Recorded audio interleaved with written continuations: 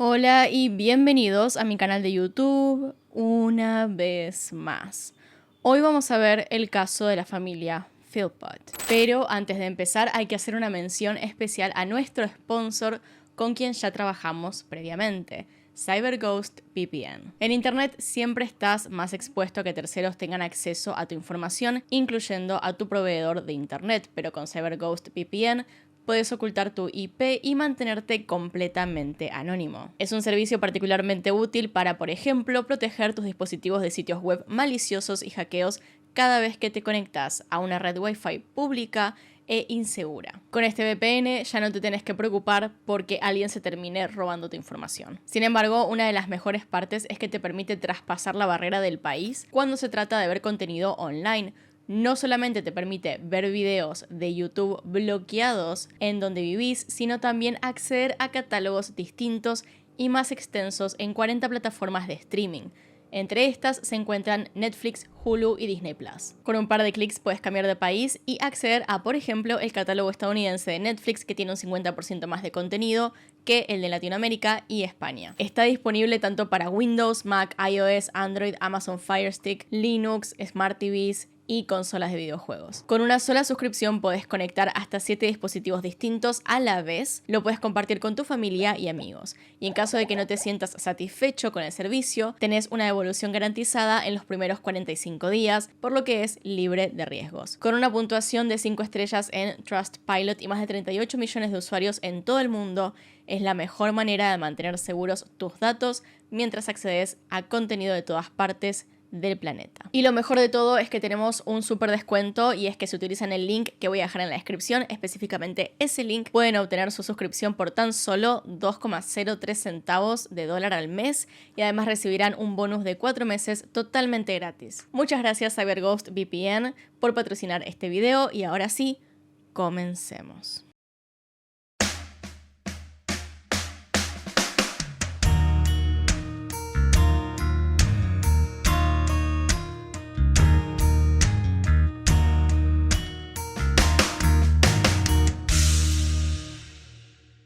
De los primeros años de vida de Mick Philpott no sabemos mucho. De hecho, ni siquiera se conoce la fecha exacta en que nació, aunque sabemos que fue en el mes de diciembre de 1956 en Derbyshire, uno de los 47 condados ingleses ubicado al este de ese país. Lo que se sabe sobre la vida de Mick es muy poco. No sabemos de su familia o dónde estudió, pero sí sabemos que desde muy joven demostró tener una personalidad agresiva y violenta, en específico con sus parejas, mujeres a las cuales casi siempre les llevaba una buena cantidad de años, que provenían de situaciones vulnerables, tanto emocional como económicamente, cosa de lo que él obviamente se aprovechaba para manipularlas y violentarlas. El primer registro policial de un episodio así que se tiene ocurrió en 1978, cuando él tenía 22 años. Desde que había cumplido la mayoría de edad un par de años antes, Mick había estado sirviendo al ejército inglés.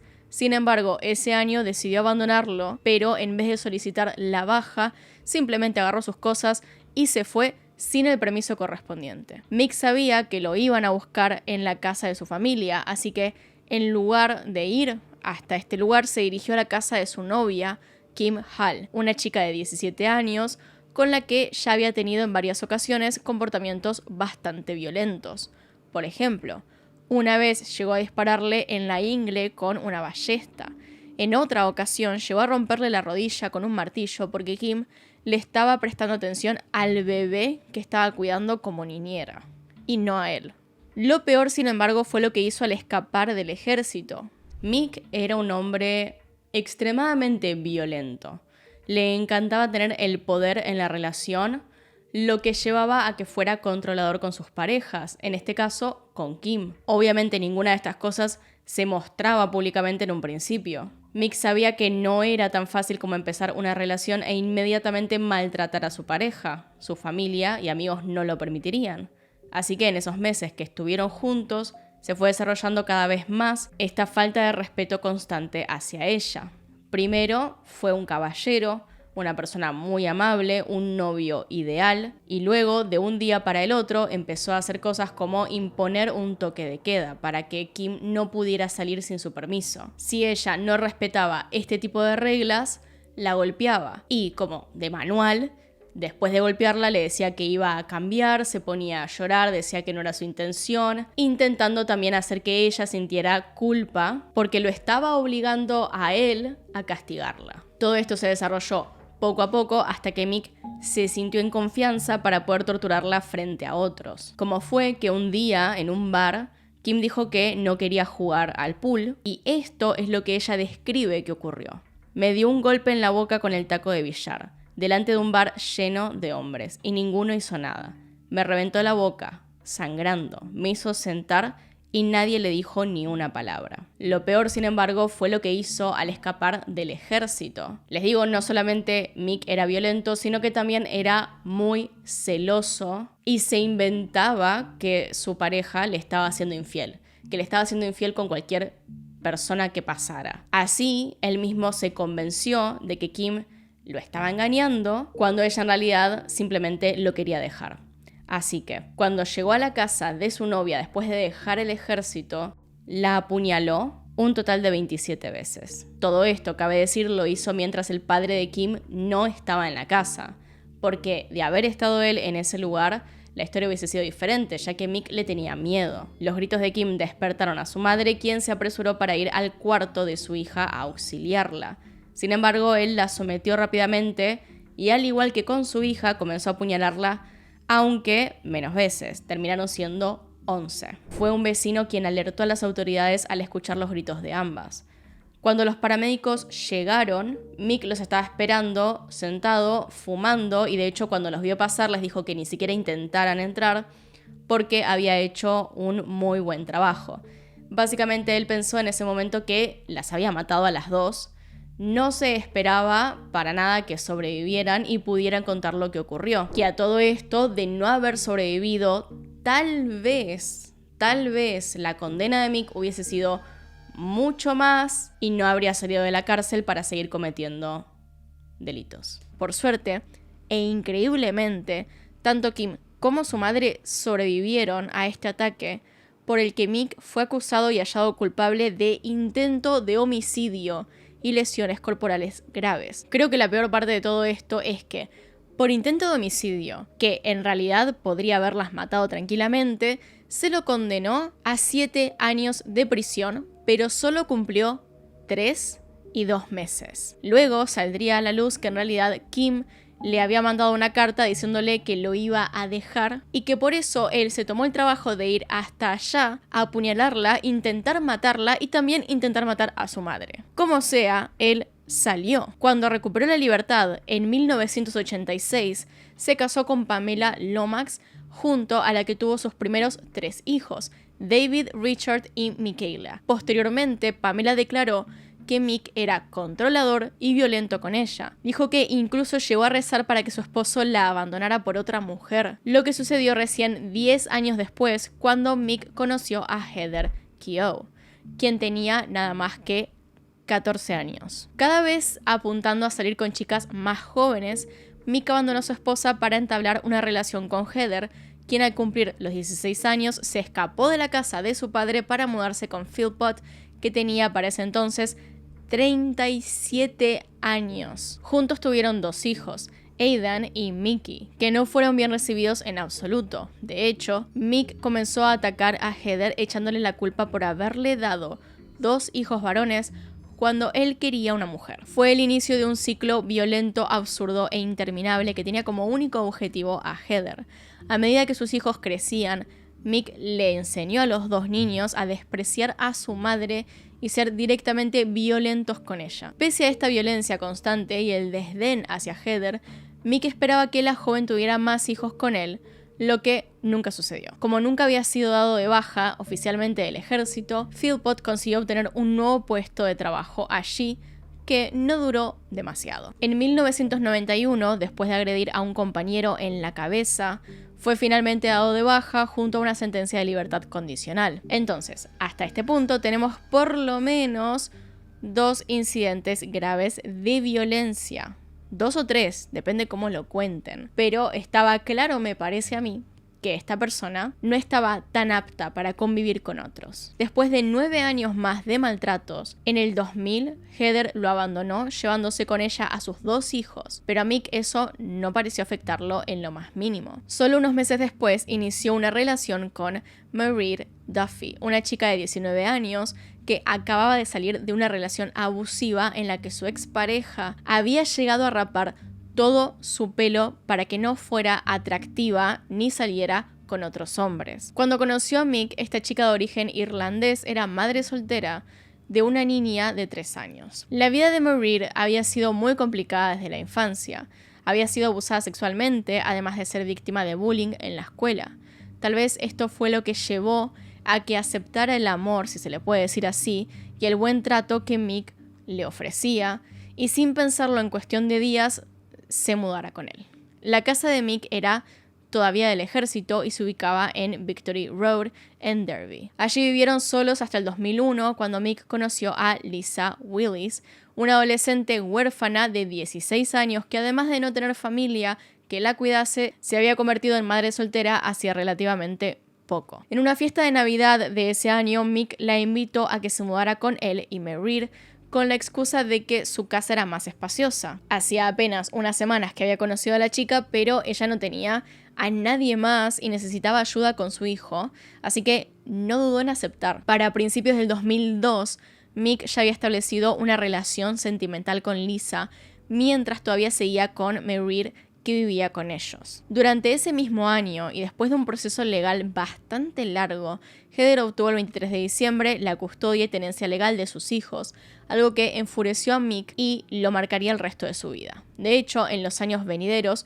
todos los 23 de diciembre destrozaba el árbol de Navidad con violencia. Si esto les parece ya desagradable, increíblemente se vuelve todavía peor. Recordemos, él debería estar en la cárcel, pero creo que el sistema de justicia eso mucho no le importa. En 2003, Mick contrajo matrimonio con Marie. Lisa, que recién había cumplido los 18 años de edad, ofició de dama de honor. Todavía mantenía una relación romántica con Mick, de hecho estaba embarazada de él al momento de la boda. Eran básicamente entonces como una familia combinada. Para el 2006 ya tenía 7 hijos con ellas, 4 con Marie y otros 3 con Lisa. Y no nos olvidemos de los que había tenido antes. Fue ese mismo año que Inglaterra conoció por primera vez el apellido Philpott, cuando Mick empezó a exigir públicamente una casa de la municipalidad más grande para él y su familia. En ese momento eran un total de 11 personas bajo el mismo techo en la casa de Derby. El ayuntamiento le negó la solicitud a Mick, explicándole que la casa en la que vivía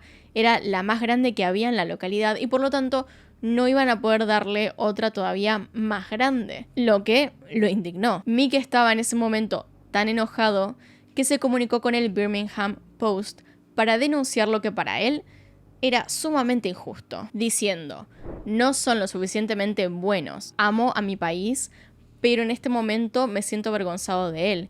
Creo que este país se está yendo a pique. En la misma nota donde publicó sus declaraciones, dejó saber que Mick y su familia recibían un total de entre 40 y 60.000 libras al año de prestaciones sociales por parte del Estado. Cuando esto se supo, Mick y su forma de vida fueron noticia en toda Inglaterra, y varios medios fueron a buscar sus declaraciones. Ante las críticas, el hombre de 40 años afirmó que los que hablaban mal de él era porque envidiaban que tuviera 2 mujeres al mismo tiempo. Esta exposición pública tuvo otras consecuencias. Por ejemplo, recibieron la visita de funcionarios de la municipalidad que corroboraron que Mick llevaba más de 2 años sin pagar impuestos, lo que ponía en riesgo la casa y todas las subvenciones estatales que recibía. Mientras todavía estaba en plena polémica, Lisa dio a luz a su 4º hijo, y tan pronto como fue posible, ella y Marie volvieron a quedar embarazadas. Mientras que para los medios, Mick se mostraba como el patriarca de una familia feliz, en el ámbito privado era todo lo contrario, siendo violento y abusivo con ambas mujeres. Durante ese mismo año, y un poco para avivar la polémica, a principios del 2007, Mick fue invitado a The Jeremy Kyle Show, un programa de televisión que consiste en entrevistas a personajes particulares, tales como lo era Philpott. En su pasaje por el programa, defendió su estilo de vida y declaró cosas como que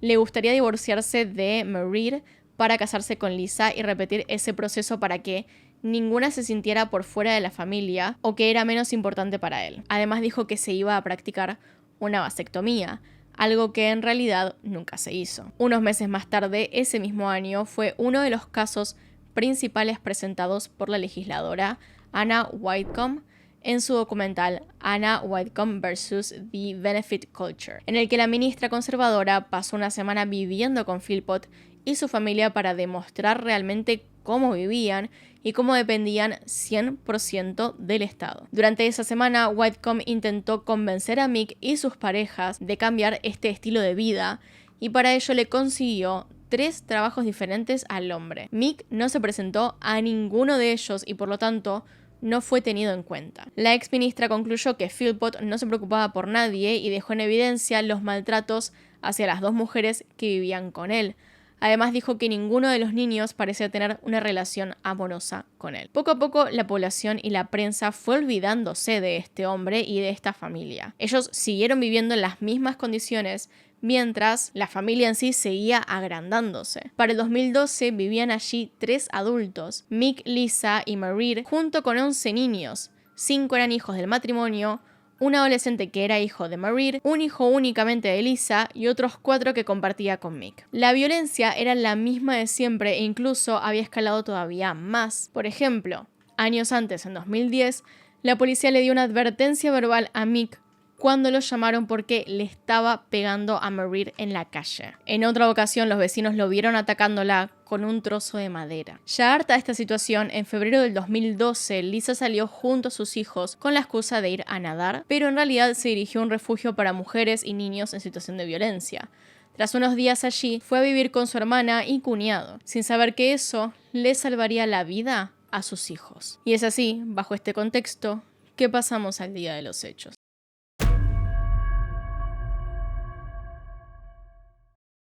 El 11 de mayo del 2012, a las 3:46 de la mañana, uno de los vecinos de la calle Victory Road llamó al servicio de emergencias para alertar sobre un incendio en la casa número 18 de esa calle. Para cuando los bomberos y la policía llegaron al lugar, varios vecinos se habían acercado a la casa atraídos por los ruidos de vidrios rotos y gritos de Mick, que había empezado a romper las ventanas del invernadero de su casa mientras gritaba por sus hijos, que dormían en el piso superior, mientras que sus padres estaban en la planta baja cuando el incendio empezó. De forma inmediata, los bomberos detuvieron los intentos de Mick de meterse en la casa y se encargaron de controlar el fuego, tanto como de buscar sobrevivientes. Cuando extinguieron del todo las llamas, pudieron comprobar que 5 de los 6 niños ya estaban sin vida. Se trataba de Jaden, de 5 años, Jesse, de 7, Jack, de 8, John, de 9 y finalmente John, de 10. El único que todavía seguía con vida era Dwayne, el hijo que Marie había tenido en una relación previa. Rápidamente se le dieron primeros auxilios y se lo trasladó con la misma velocidad al hospital de niños de Birmingham. Como es común en este tipo de incendio, tanto bomberos como policías debieron investigar la causa del mismo para saber si había sido o no intencional. Mientras se realizaban las pericias necesarias para determinarlo, Mick y Marie fueron alojados en una habitación del Hotel Premier Inn. Hasta la noche del 13 de mayo, Dwayne luchó por su vida en el hospital, pero las heridas y secuelas del incendio habían sido tan graves que no pudo superarlas. Al momento de su muerte, tanto su madre como Mick estaban a su lado. Al día siguiente, es decir, el 14 de mayo, la policía dio a conocer los resultados del informe conjunto con los bomberos. Las 2 fuerzas habían confirmado que el incendio fue provocado. La investigación logró comprobar que el incendio provino de la entrada de la casa, específicamente de lo que era el buzón de cartas en donde se halló combustible, lo que generó que se cambiara la carátula del caso y se volviera una investigación por homicidio. Teniendo en cuenta esto, los primeros en ser interrogados fueron Marie y Mick, quienes repitieron la historia que contaron el día de los hechos. Afirmaron que ellos estaban durmiendo en el invernadero de la planta baja cuando el incendio empezó. Así que los investigadores tramitaron el permiso para ponerles micrófonos en la habitación de hotel que compartían y escuchar sus conversaciones. Los resultados de las autopsias de los niños llegaron el 15 de mayo.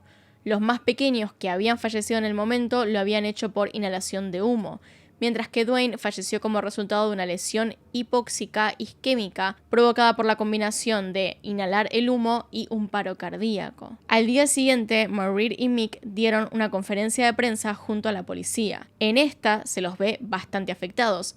Sin embargo, muchas personas comenzaron a notar que en realidad Mick no tenía lágrimas, que estaba llorando y se estaba sacando, entre comillas, lágrimas con el pañuelo, se estaba intentando secar la cara, pero que en realidad no tenía nada más que una rojez, quizás incluso propia de su tono de piel. Las autoridades policiales, por su parte, daban cuenta de los nuevos avances, como que el primer foco de incendio se había dado debajo del buzón del pasillo y que el acelerante había sido gasolina. Los próximos días la policía hizo diferentes averiguaciones en el predio de la casa y en cuanto al entorno de la familia. Incluso llegaron a interrogar y detener a Lisa Willis y su cuñado Ian Cousins como posibles sospechosos, pero fueron rápidamente descartados. Tenían coartadas sólidas para la noche de los hechos y tampoco tenían motivos claros por los que quisieran hacer algo así. Los verdaderos avances en la investigación se hicieron unos días después, cuando se revisaron las grabaciones de los micrófonos escondidos en la habitación de los Philpott. Gracias a estas, descubrieron que la pareja estaba teniendo una especie de relación poligámica con un hombre llamado Paul Mosley, amigo de Mick, con el que ambos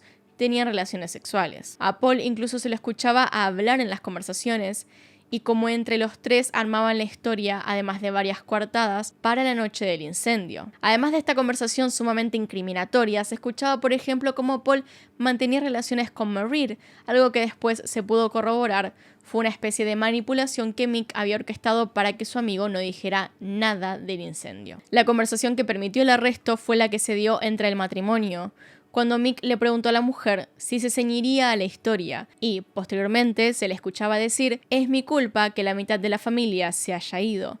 Debería haberlo visto venir». A estas grabaciones se sumaron los testimonios del entorno de la pareja que aseguraron que no estaban tan afectados como parecían, que por el contrario, dijeron que ambos parecían disfrutar de la atención constante que tenían y las atenciones que habían recibido. Por último, al revisar la ropa que Philpott llevaba puesta ese día, descubrieron que ésta tenía combustible. En conjunto con las grabaciones fue suficiente para que el 28 de mayo la pareja fuese arrestada bajo la sospecha de homicidio. El 20 de julio, Paul Mosley fue detenido bajo fianza como cómplice. Pese a que los tres habían sido inicialmente acusados de homicidio en primer grado, en diciembre del 2012 se cambiaron los cargos a homicidio involuntario, ya que se creía que no habían tenido la intención de realmente asesinar a sus hijos, solo la intención de quemar la casa. El juicio inició el 12 de febrero del 2013 y se celebró en el Tribunal de la Corona de Nottingham, durando un total de 7 semanas. Durante el juicio, la fiscalía determinó que Mick ejercía violencia tanto sobre Marie como sobre Lisa. Controlaba y manejaba el dinero que entraba a la casa, incluso cuando este era depositado en las cuentas de ambas mujeres. Se afirmó que el detonante para el incendio fue que Lisa se fuera con sus hijos. Que Lisa hubiese escapado con sus hijos iba contra todo el sistema de control y abuso que Mick había generado durante todos esos años, y aquello era inaceptable para él. Según el fiscal Richard Latham, el incendio había sido provocado por Philpott, su pareja y Paul Mosley, como un intento de mostrarse como un padre heroico. Esperaban que eso le garantizara la custodia de los hijos que también tenía con Lisa, mientras que pretendían también incriminarla de lo que había sucedido. Un motivo secundario era el de la casa. Creían que el incendio era una buena forma de que la municipalidad les diera una mejor. En cuanto al plan, la fiscalía demostró cómo Philpott había empezado a difundir rumores contra Willis desde el momento en que ésta se fue. El hombre le dijo a sus conocidos y amigos que Lisa los había amenazado, a él y a su familia, y que también había amenazado con hacerle algo a la casa. Él dijo que Lisa quería tirar bombas incendiarias al lugar. Era un plan que llevaban armando desde hacía varios meses. Sin embargo, no era un plan necesariamente bien hecho, y como prueba de esto fue lo rápido que se le fue de las manos el incendio. Cuando las llamas subieron por la puerta de PVC de la entrada derritiendo el plástico, el fuego comenzó a avanzar sin que la pareja pudiera hacer nada. Se extendió a las escaleras de madera barnizada y como todas las puertas del piso superior habían quedado abiertas, el humo no tuvo problema en adentrarse a las habitaciones y acabar con la vida de los niños. Mick dio su declaración en el juicio. Según él, antes de que el incendio iniciara, había estado jugando billar con Paul Mosley, hasta que este se fue de la casa alrededor de las 2 de la mañana, cuando junto a su esposa se puso a ver una película en la televisión, aunque ambos se quedaron dormidos, despertándose por la alarma de humo. Al intentar determinar qué pasaba, fue que notaron el incendio, ya incontrolable, en el pasillo, que se propagaba hacia las escaleras. Rápidamente llamó a emergencias y entregó el teléfono a Marie para intentar subir al segundo piso con una escalera en el jardín trasero. Sin embargo, según él, el humo negro lo obligó a retroceder y quedarse fuera. Tanto él como los otros 2 acusados se declararon inocentes de los cargos que se les acusaban, pero la evidencia era muy clara. El 4 de abril del 2013, Mick Philpott fue declarado culpable y se lo sentenció a cadena perpetua con una pena mínima de 15 años en prisión.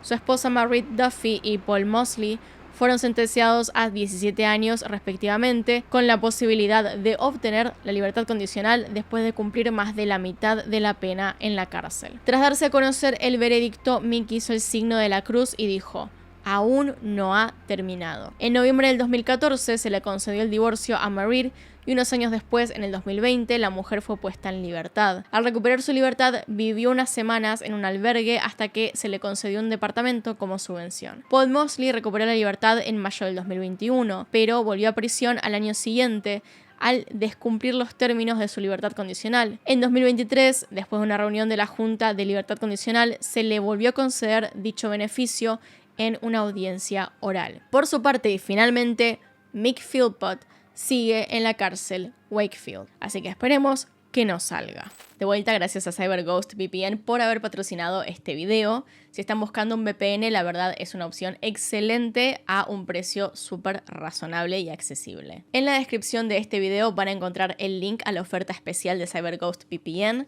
con 4 meses gratis. Así que no desaprovechen esta oportunidad. Y ese fue todo el caso por hoy. Esa es la historia de la familia Philpott o de Mick Philpott. Díganme, ¿conocían este caso? Yo me despido, así que acá están los Patreons y los miembros del canal. Gracias por apoyarme a través de esos medios.